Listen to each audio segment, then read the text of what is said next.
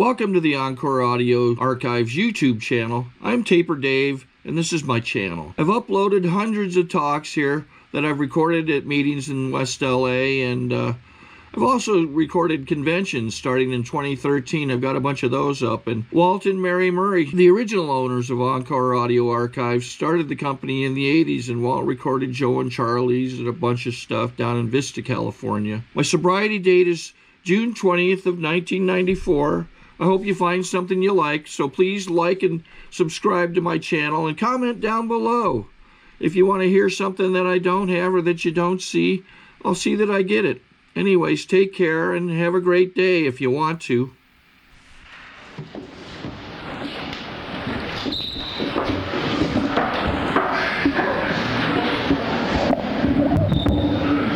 I'm Jack Lynch, and I'm an alcoholic. I never took a drink or a pill without a doctor's permission, but since I'm a doctor, I gave myself permission.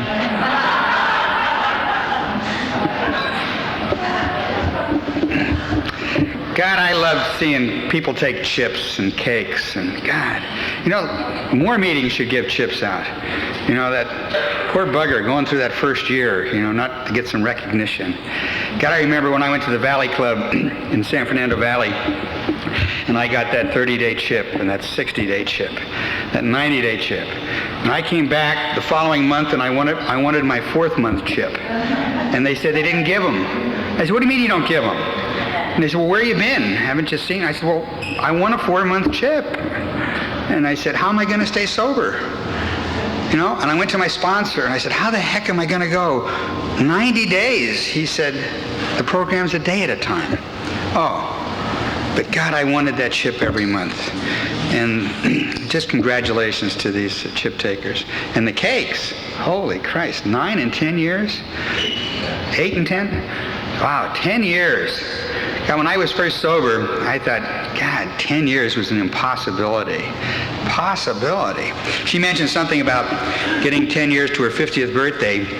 I was down at the International, and I thought, God, wouldn't it be wonderful if I had 50 years and I would be up on that stage with those long timers, you know, and they would have to call me up because, you know, there wouldn't be that many people with 50 years. Of course, I'll have to be 100. I don't know if I'll make it, but it's a great program. I was born in Wilkes-Barre, Pennsylvania. I do not have a story that my mother and father were falling down drunks and they beat me and we were poor. They're an average family. Irish Catholic family. I didn't think we had any alcoholism in the family. My grandfather, he was just that lovely old man that had miner's asthma. And as a little kid, he would take me down the corner to buy the paper. And of course, we had to stop at the bars. And in Wilkes-Barre, Pennsylvania, there's 3 bars to every side of every street. And my grandfather was known in all of them. And we'd come back, and my grandmother, I remember her as this mean lady that picked on my grandfather and would pick on him for his drinking. One day I remember she said, Michael, where'd we get all these empty beer bottles? He said, I don't know, Martha. I never bought an empty beer bottle in my life.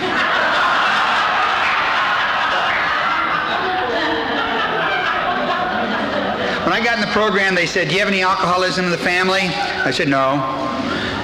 God, it dawned on me as time went on that my father drank every day. I never saw my father drunk.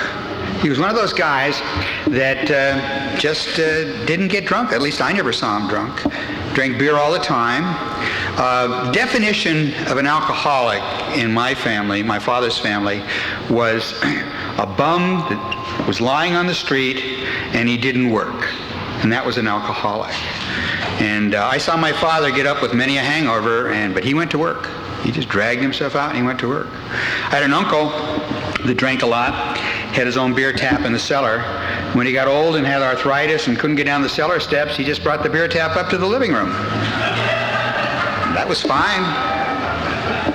Found out later that most of my male members of my family were alcoholics.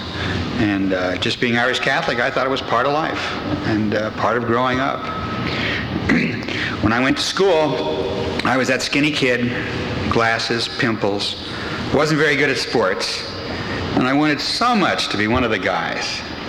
And I made good grades, and even that alienated me, because I went to a school whereby practically every other male member of the school was going to go work in the mines or the mills and weren't going to go to college.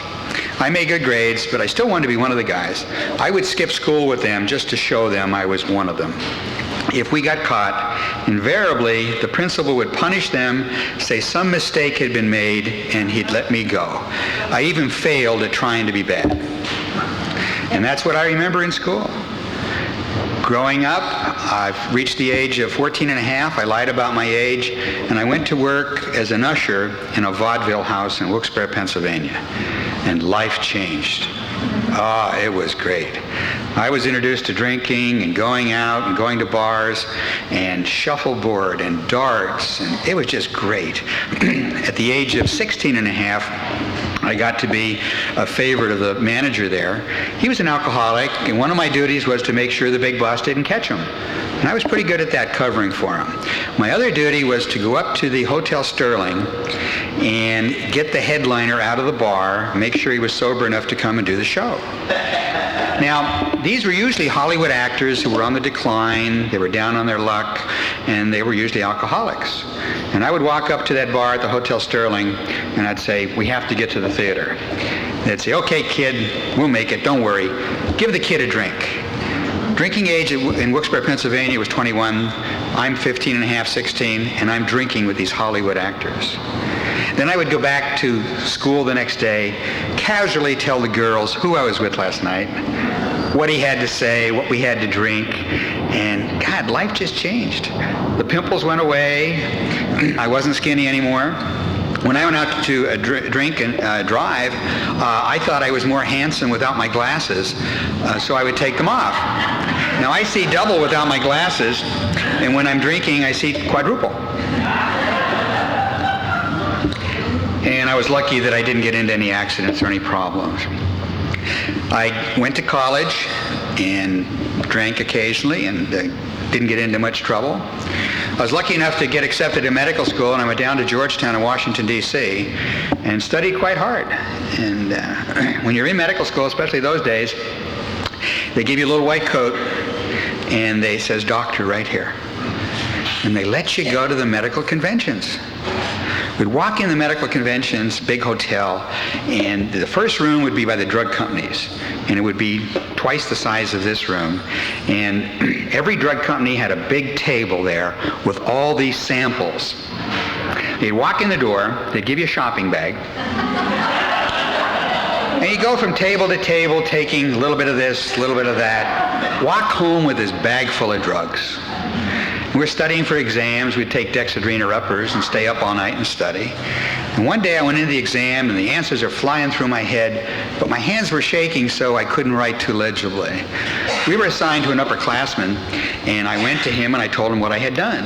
And he said, "Oh, no," he said, "you didn't do it right." He said, "The next time you do that," he said, "take these downers about 5 o'clock in the morning. They'll counteract the uppers and you can go to the exam." I thought, God damn, this medical profession is wonderful. They just think of everything. And I didn't think of it as abuse and just went my merry way. Didn't drink too often, but when we did, we overdid it. I had gotten married halfway through medical school and didn't have much money. Now, my wife and I, we decided it would be better if we delayed having children, so we practiced rhythm. Now, for you non-Catholics, rhythm is like Vatican roulette. Well, what you do is there are certain days of the month that you can have sex and your wife probably won't get pregnant. Other days of the month that if you have sex, she may get pregnant. Now, when I get out partying, and especially free booze at one of the doctor's conventions or something, and I'd come home and my wife looked exceptionally gorgeous that night, I was lucky if I could tell what month it was, let alone day it was, so we had 5 children. And I became an obstetrician.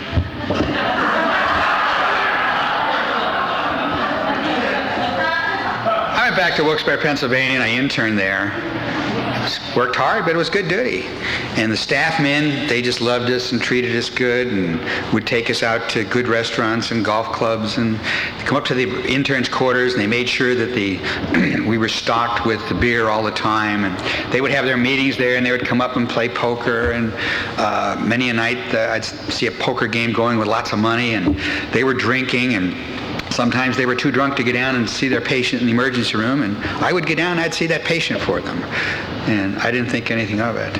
Went back to Washington, and we were specializing in obstetrics and gynecology, and again worked extremely hard. And I can remember the drug companies, we did some work for them, and they gave us 4 big banquets a year. And these were free. Best hotel, all the steaks you wanted, all the drinks you wanted. Now, I would be on call 2 of these, and I would drink my vodka before I had to go back to the hospital, because everybody knows you can't smell vodka. I blame my present wife for that, because she can't smell vodka, and I got into a lot of trouble, and it was her fault. But anyway, one of the so-called normie buddies I had said, "Why do you drink vodka at times and scotch at times?" And I'd say, "Well, I like both." He said, "No," he said, "you're starting to get worried about your drinking." And I said, "No." But that was the first time somebody had said that to me, and it bothered me. I owed the Navy 2 years, and I was assigned to the United States Naval Academy at Annapolis. I couldn't figure out what the hell a midshipman needed with an obstetrician, but there I went. And we had good duty, and we delivered quite a few babies with the military personnel in the area. Now, I'm only there 2 weeks, and I'm the officer on duty. It's a Saturday. And the commanding officer came up and said, "Do you have a set of dress whites?" And I said, "Yes, sir." He said, "Well, the Cardinal's here from Baltimore. He's giving First Holy Communion to the convert midshipmen, and they're throwing him a cocktail party. And I want you to get down and represent the hospital at the cocktail party." Now, I'm being ordered to drink while on duty. Yes, sir. I get down there, and the bartender is one of my corpsmen. He says, "Doc, you're late, have a double." The Admiral slapped me on the back and said, "Make it a triple." And that's the way it was. Drinking was encouraged to the nth degree. I mean, the parties they had and the happy hours. One night, my boss was too drunk to get up and deliver a baby. And the nurses called me, and I went over and delivered the baby. And in the morning, we had a big laugh. Thank God, God was taking care of the patients. Miraculously, I still didn't get into too much trouble. Came out to California, and now I could start my medical practice. I would have the income to drink like a gentleman. And that's what I did. And I stocked my bar, and I went to all the parties. And as I'm drinking more and more, I start noticing people criticizing those that were drinking too much. So I made sure the heat was always on somebody else. Now, my partner, God love him, he drank a lot, and people would watch him. So they'd say, "Whoa, who's on call tonight?" And I'd say, "Don't worry, I'll handle it." And I got in the habit of getting a couple belts before I went to the party, because it used to drive me nuts when I'd go up to a bar at a party and some guy would say, "I don't think I'll have anything right now." And those kind of people made me sick. You know, I mean, when you get there, you want to drink. And so I'd have a couple belts first. I'd get to the party, I'd go up to the bar with my friends, and I'd say, "Not right away." I'd have this opinion or air that I didn't really need a drink. But I'd be back 5 minutes later, and I'd get my drink.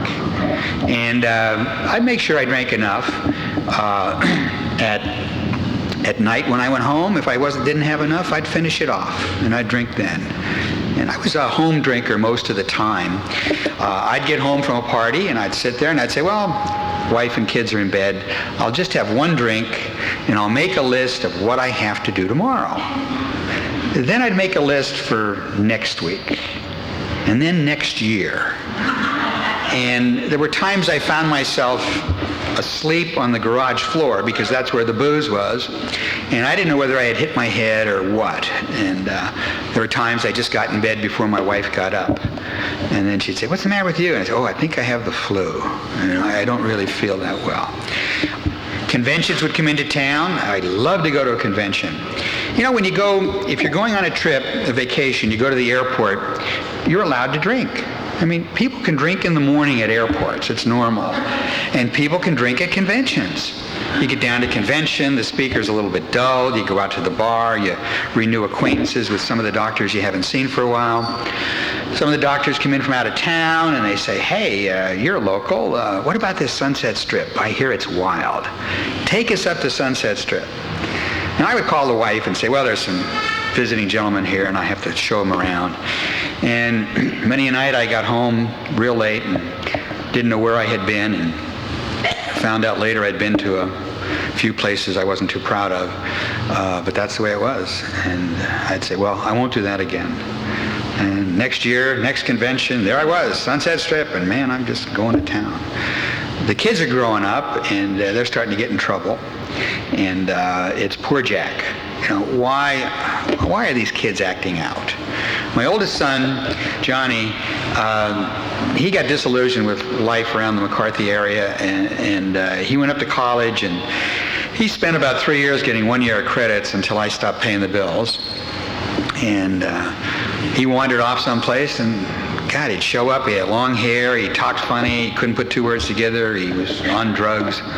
My second son, Doug, he just was getting arrested all the time, and his gang was terrorizing the neighborhood. And I kept saying, gee, I wish we'd have some peace. Just give us some peace, you know. My two little girls, they can't even bring their friends here because of him and his gang, and just horrible. We were down Pasadena, and he was in court, and I had to tell that kid just what a lousy kid he was, and just how horrible it was for our family. And I was hoping they'd do something with him to give us some peace. And it took about 3 hours before they called our case, and I just berated that kid for 3 hours. And he used a diversion at that time to run away. And at the age of 15, we didn't know where he was for a year. I had driven him away, and I carried that guilt for quite a while. We found him up near the Oregon border. Sorry to interrupt your viewing. Taper Dave here. Just wanted to take a second to ask you to like and subscribe to my channel. Let me know if you like what you're listening. I've got some very good talks here, and this one's a great one. Just curious, do you think this is better than Zoom? Tell me what you think. Found out he was manic depressive, and during the manic phase, he did okay. He worked in restaurants and lived in the woods, and he just was okay. And during the depressed phase, he just got arrested and got caught, brought back. They put him on medication, and I thought, okay, I have my son back, and it's going to be okay.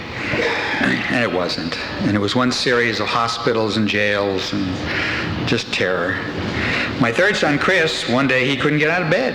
He just couldn't get out of bed. I had the two of them in the same psychiatric hospital at the same time for 3 months, and it's poor Jack. Have a drink, Jack. It must be so embarrassing. I mean, you're upstanding father, and you've treated these kids fine, and look how they're treating you back. And insurance seemed to be paying the bills, and I wasn't paying much attention. And insurance ran out retroactively on me, and at one point I owed quite a bit of money. And it took a long time to pay that money back, and the kids were off and running and in and out of halfway houses, and that was it. The girls seemed okay. They're growing up. But my drinking's increasing. We had an earthquake in 1971. And I can remember my buddy and I got the kids together. Between the two of us, we had 9 kids, and we were evacuated because the dam was going to break. We told each kid that just take a bottle of clothes that you can carry on your lap, and that we're going to be evacuated. And then he and I went and got 2 cases of liquor. And we were evacuated. It was poor us, just we were evacuated. I had a seizure, and I thought I had a brain tumor. And I realize now it was because of my drinking. But at that time, I just figured they can't find the tumor. So they put me on Dilantin, and they told me not to drink. Well, when I drank, I just took extra Dilantin. Now, if I had a patient that did that, I'd fire them. But I'm smart, I can handle it. And there were some nights I couldn't remember how much I drank and how much Dilantin I took. And my wife is getting on me, and she's saying, this is crazy, you're drinking too much. Now, I had lost my license to drive a car because of that seizure for a year. My wife drove me around. We went up to Yosemite, we took a vacation, and I said, look, I've had it. I've had it with your nagging. I will not drink at all on this vacation. And I did not drink at all for 7 days. I proved to myself, my wife, my God, that I was not an alcoholic. Came back that night and got smashed celebrating. The following weekend, I almost got arrested for drunk golf cart driving in Catalina.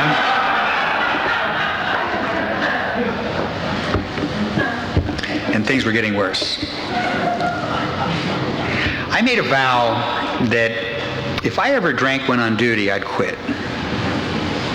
I made a vow that if I ever drank in the daytime, I'd quit. Certainly, if I ever drank in the morning, I'd go get help. And finally, at the end, I made a solemn vow to do all in my power not to get caught. And that's what I did. You know, the non-alcoholics that criticize us, they think we're just lazy and we have nothing to do. We're just out drinking. They don't realize how much energy it takes to drink and not get caught. It takes all your waking moments to get that booze and not get caught. My wife and I are arguing. We're fighting over the kids. She went to nursing school, and I was left with those kids. It was poor Jack. We're fighting. Then I had this cute little red-headed nurse at my office. Now, she'd been working for me for about a year, and we sat down and compared unhappy home notes because she was in an unhappy marriage also. Actually, what we did is we partied like hell, and we later caused that scandal of my medical group. Now, she's now my second wife, and she frequently speaks with me. And since she's not here, I will tell you what she used to be like, what happened, and what she's like now. She used to be my drinking buddy. I mean, we were shoulder to shoulder, arm to arm. We were out drinking, having fun. God, I had the strength of 10 men. And we'd come home, and I'd say, look at all these swizzle sticks. Look how much we drank. And she'd say, no, they're yours. And she'd pull hers out of the purse. Now, we made an agreement. We said, you know, if the doctor gets arrested for drunk driving, they'll probably make a big deal out of it. But if the nurse gets arrested, they probably won't. So she promised to drive all the time. And one night, she broke that promise. We celebrated the sale of my house, and we were out drinking, and we were driving home, and I had gotten this apartment in San Fernando Valley, and she had a home out in Valencia near Magic Mountain. And we're driving out there by Magic Mountain, and she got in this argument with me. She stopped the car and got out. And she said, go. I will not stay with you in the car. Just drive off, leave me, I don't care. And I said, this is crazy. This is really crazy. So I drove off and left her. Now, I went to her house, and I put all my clothes in my car, because I'm leaving the bitch. I heard Steve talk one night, and when he got drunk, he used to beat his wife up. And one night, she locked herself in the bathroom door so he couldn't get at her. Now, Steve had to break down that bathroom door to tell her to leave him alone. Now, that makes sense to me. I had to go find Carol one more time that night and say, look, leave me alone. I'm leaving. This is it. This is it. So I put all my clothes in my car, and for some reason, I got in her car, and I'm out looking for her. Now it's closer to 2 o'clock, and I'm driving up and down those lonely roads. And I'm stopping and starting and pulling into Bob's Big Boy and out. And I didn't find Carol, but the highway patrol found me. And they took me to jail. And you get one phone call. Now, I've left my wife and 5 kids. I've alienated all my friends. I've just stranded my girlfriend on a lonely road. But I called Carol, and she came down. She got me out. And we sat in that parking lot, and we cried. We said, why are we having all this bad luck? Why us? This is terrible. Now, I was so afraid because out there they have a newspaper called the Newhall Signal, and if you get arrested for a drunk driving 502, they put your name in the paper under the Demon's Run. And my buddy got off of 502 down in Beverly Hills, so I went down, got his lawyer, and took him up to Valencia. And that hanging judge didn't like Beverly Hills lawyers. Not at all. Now, everybody was there in the morning, got their name in the paper in the Demon's Run. I was there in the afternoon. My name did not appear. I just figured God realized a mistake had been made and didn't want to embarrass me. What happened was they saved me for a Christmas editorial. They put in the newspaper that the Dr. Lynch that got arrested for drunk driving was not their Dr. Lynch from Valencia, but the Dr. Lynch over the hill. I work for a large medical group, and a patient of mine cut that article out, mailed it into my office with her bill. I resented that bitch. I lied. I said there was a Dr. Lynch down in L.A. that drank too much. Somebody ought to help him. And I thought I got away with it. Now, they make you go to those lectures for drunk drivers. And guys there were getting assigned to go to AA meetings. They were getting assigned to 10, 20, 30 AA meetings. Again, they realized who they had. I was only assigned one. And I went down to the club in Burbank, and I walked in, and the leader was bald on top, had long hair down to here, had tattoos all over his exposed body, was wearing chains, said he just got out of prison, and he had to go back, but if I wanted what he had.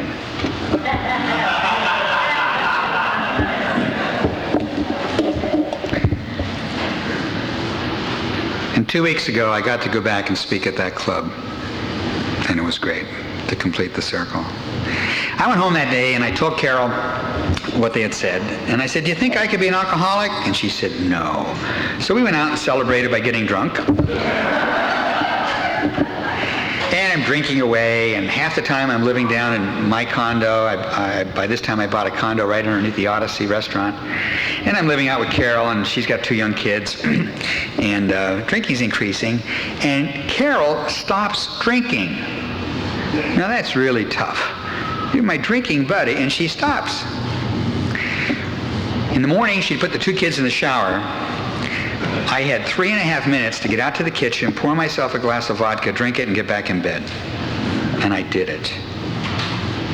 Then I'd have to go to my house before I went to the office to get something, and I'd have another drink. And I would say, "God, this is terrible. I will not drink anymore at all. I will not drink the rest of the day." About 10 o'clock, I'd say to my nurse, "I left something home. I have to go home." And I went home and had another glass of vodka. And I'm drinking tremendous volumes of vodka. Now, I kept going to different stores because I didn't want the guy to think I was an alcoholic. And for the first time, I'm starting to take a drink out of that bottle before I even get home. And I had to.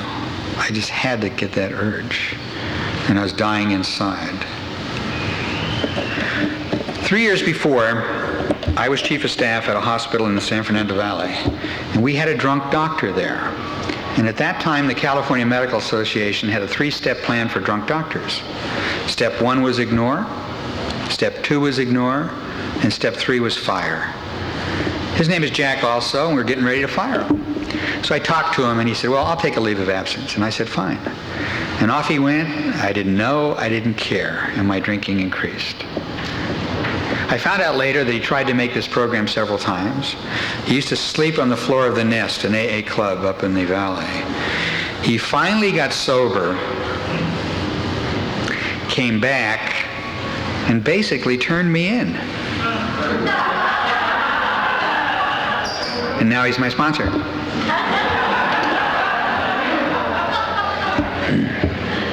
They confronted me at the office, and I lied. Oh, dear. And things were going bad at home. They were going to talk to me, and they heard that Carol was going to give me a 50th birthday party. And that was a wild party, and I got drunk, and I stayed drunk for about 3 days. And by this time, as I said, she stopped drinking, and I stopped drinking at home. So I became a bar drinker. Found out later that you could see my office from the front porch of our condo.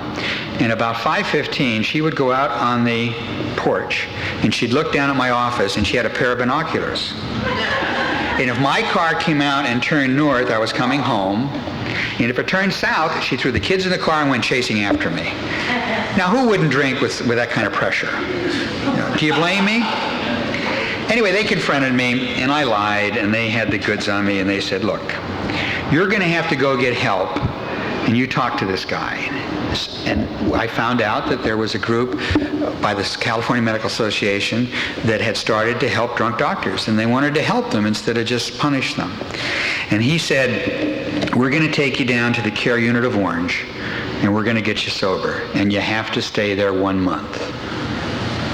And then he said the kindest words anybody had said to me in many a day. He said, by the way, we'll pick you up tomorrow night after the traffic goes down. Don't stop drinking before.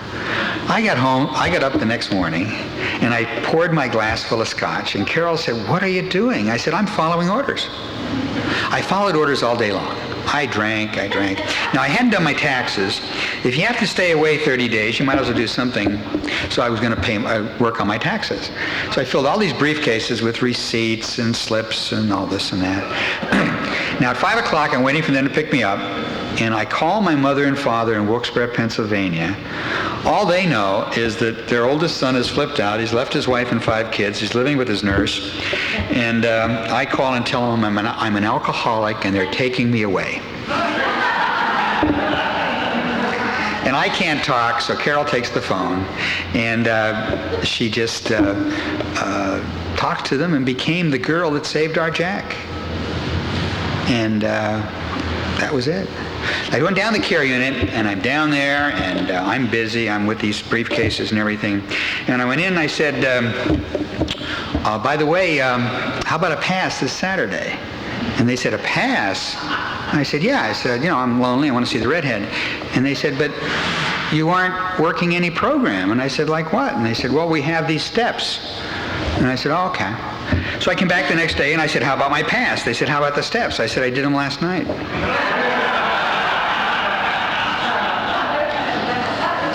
I said, you have too many. If you believe in God, you confess your sins, you promise not to do it again, you go help others. There you are. They were not amused. They said that somebody with an attitude like mine might have to spend 4 months in their 1-month program. I decided I'd give them what they wanted to hear. So I gave them back what I could to get passes. Mary R. was a counselor down there, and I kept telling her I couldn't come back to the Valley and go to AA halls because I was a doctor. She took me to a shut-in, Sue, and there were 30 people there from the San Fernando Valley, and I was so embarrassed. And they said, well, okay, meet with us up in the Valley. And I thought they meant their homes. And every place they gave me was an AA hall, and I kept saying, but. By the time a year went by, I said, you lied to me. They said, so what? You're sober. And that's the way it was. In the care unit, I took Carol into the bookstore. I bought her every piece of literature that Al-Anon had, and I said, this is where you belong. And she said, she gave me all the literature back and told me where to put it. She did not go to Al-Anon for a year. During that first year, I was sober, but I sure wasn't serene. Carol was just as crazy as she ever was. Then she went to Al-Anon, and she improved, and I didn't.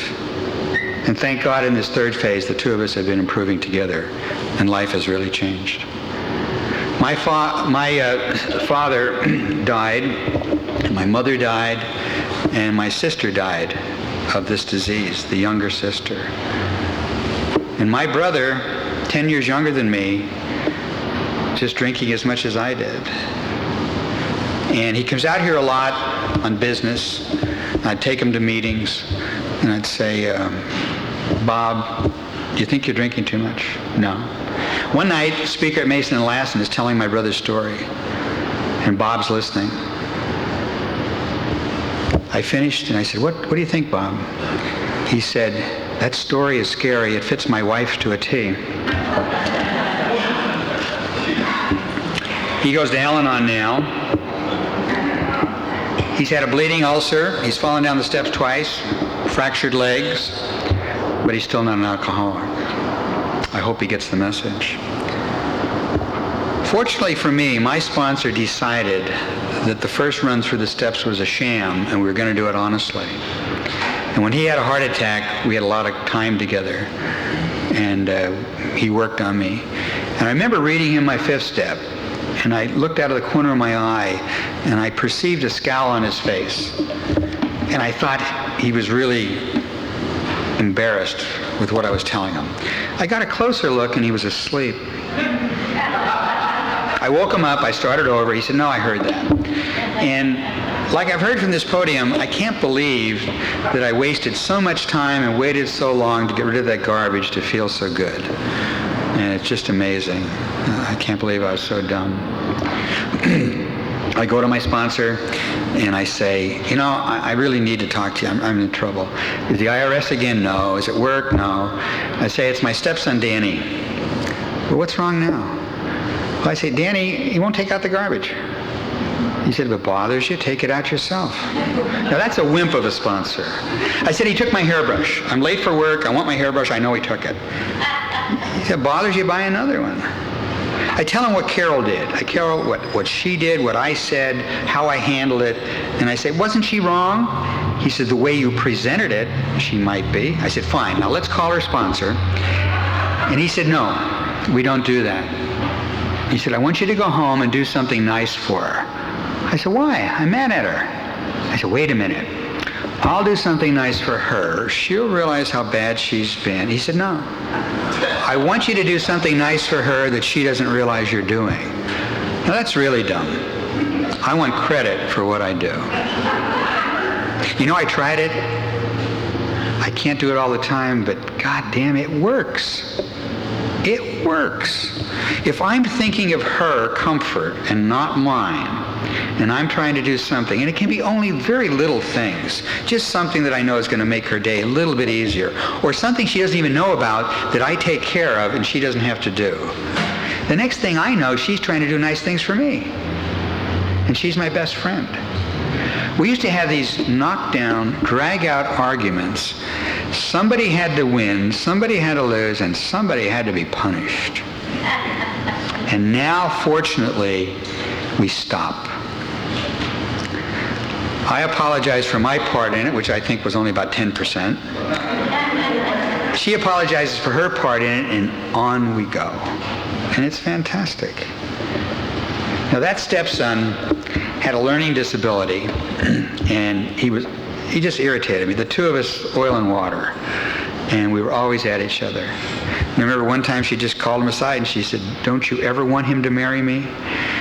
And this is the way it was. And he got over that learning disability, and his father's Jewish, and my stepson, a Jewish kid, just graduated with honors from Loyola Marymount.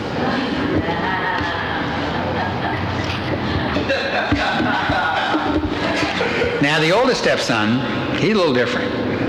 Danny, first off, is a normie, so to speak, but Bobby, he's an alcoholic. And Bobby goes out there with the boys on Saturday, puts the baseball bat in the trunk, and out he goes. And at the age of 21, he found himself married and with a baby and didn't know how that happened. Then he found himself divorced, and it's hard to see my wife go through all that. It's really tough. We had that earthquake, and it was a disaster. And my medical group was hit pretty hard. You see, I had this 10-year plan for financial recovery because I had screwed up my finances. It's up next year, and I'm about 8 years behind. And a friend of mine died that had owed me quite a bit of money, and I realized the loans weren't secured. And I thought, well, I'll juggle. I'm fast on my feet. We'll just juggle this, and nobody will know how dumb I was. Then that earthquake hit, and my medical group was hit pretty hard, and I was out of work for a while. And financially, it's been quite a blow with the real estate and everything. And I can't hide the fact that I'm not a financial genius. And I was complaining to my sponsor, and I said, this is terrible. You know, I'm sober. I try to help others. I try to be good. Look at all the bad luck I'm having. And he gave me a tongue lashing that I never want to get again. And he said, okay, you've told me all the things that are bad. He said, I want you to go home and write down, make a list of everything that's good. And don't come back to me until you've completed it. By the time I got on the second page, I stopped. My God, I had so much to be thankful for. And I was so embarrassed that I was wimpy and whining and so forth. When that earthquake hit, my granddaughter was in the Northridge Meadows. And my stepson Bobby went over there and got her and his ex-wife out of those rubbles. And they're alive today.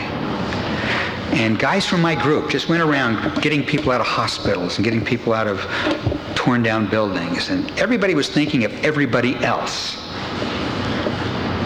It's fantastic.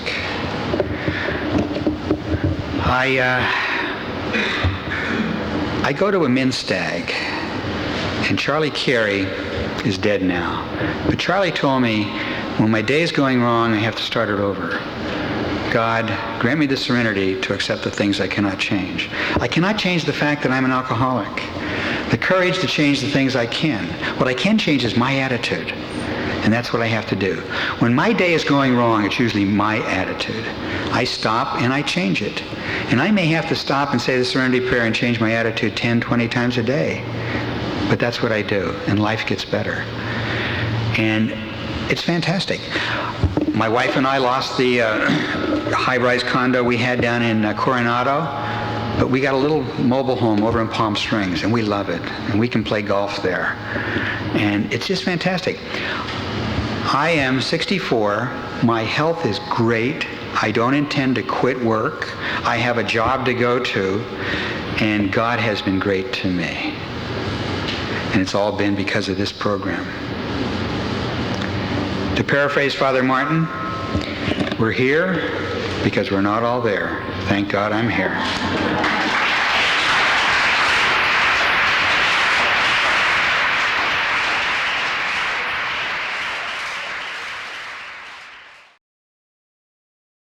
I think we got a great talk going on here. Thanks for watching the channel. Taper Dave here.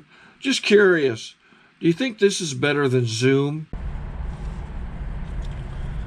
Okay, this is how I prepare my drone for launching. I like to do it inside the cab of my truck so I'm not standing outside in the weather. To install the joysticks for control, up and down, right and left, powered on. I have an Android phone that I use to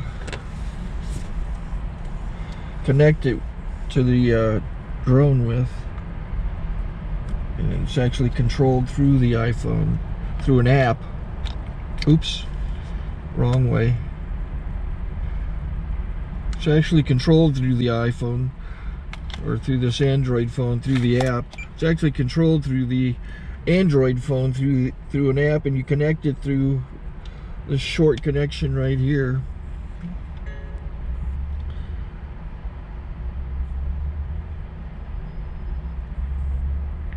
Remote control connected. Remote control's connected.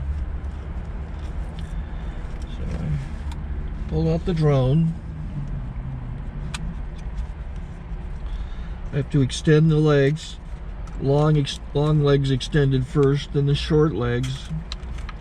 Remove the gimbal protector. Set that aside, then power it on one short burst and one long burst. I lay it down. So I have to go to calibrate. So the drone's not connected yet. It shows you here as this drone gets disconnected, even though the remote's powered on. So the drone has to establish it's connected. So I go into the app to calibration mode. First I'll calibrate the remote controller. Start calibration. out, in, oop, out, in, up, down, and then this little wheel is to control the gimbal. So it's calibrated. Go to gimbal calibration, start calibration, and then it calibrates the gimbal. I don't know if that shows up. The gimbal's moving all over the place. Changes, you can see it on the video. And I'm calibrated to take off. It's acquired 7 satellites at the moment. There are 26 satellites up in the sky, which it has to acquire before you can take off. So it's connected. It's got enough satellites. This is white. I can go to press this little arrow button, swipe right to take off, and it would start the motors if I slid this to the right, but I'll wait till I get outside. Don't want to do it inside.